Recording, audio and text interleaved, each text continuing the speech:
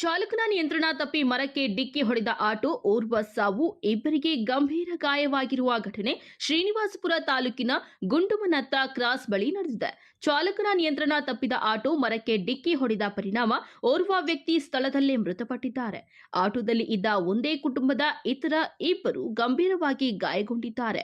ಮೃತಪಟ್ಟ ವ್ಯಕ್ತಿಯನ್ನ ಶ್ರೀನಿವಾಸಪುರ ತಾಲೂಕಿನ ಪಾಳ್ಯ ಗ್ರಾಮ ಮೂಲದ 50 ವರ್ಷದ ಶ್ರೀನಿವಾಸ್ ಎಂದು ಗುರುತಿಸಲಾಗಿದೆ.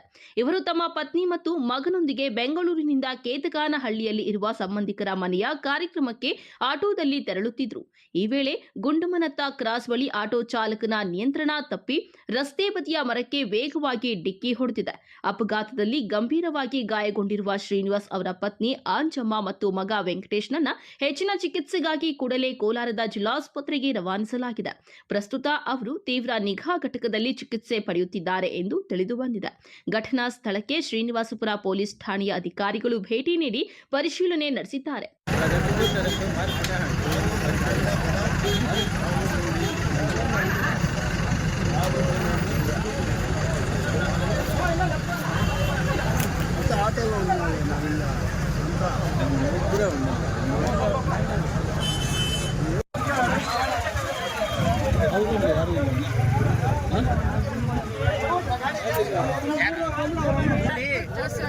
ದೊಡ್ಡವರಿದ್ರಲ್ಲ ಅವ್ರು ನಿಮ್ಮೂರ, ಅವ್ರು 3 ಜನ ನಿಮ್ಮೂರೇನಾ?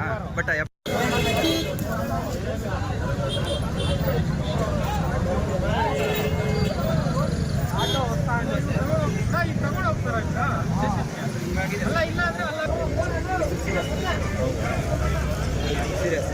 ಎಲ್ಲ ಬಾಯಿ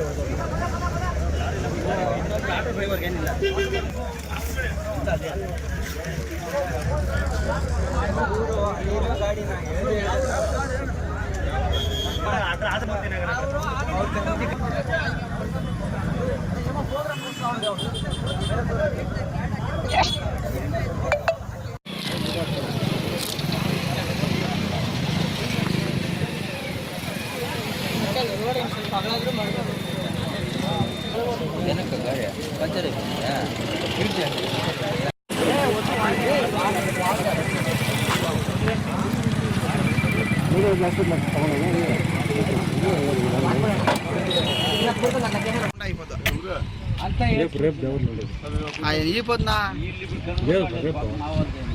ಈ ಕುರಿತು ಪ್ರಕರಣ ದಾಖಲಿಸಿಕೊಂಡಿರುವ ಪೊಲೀಸರು ಮುಂದಿನ ತನಿಖೆಯನ್ನ ಕೈಗೊಂಡಿದ್ದಾರೆ.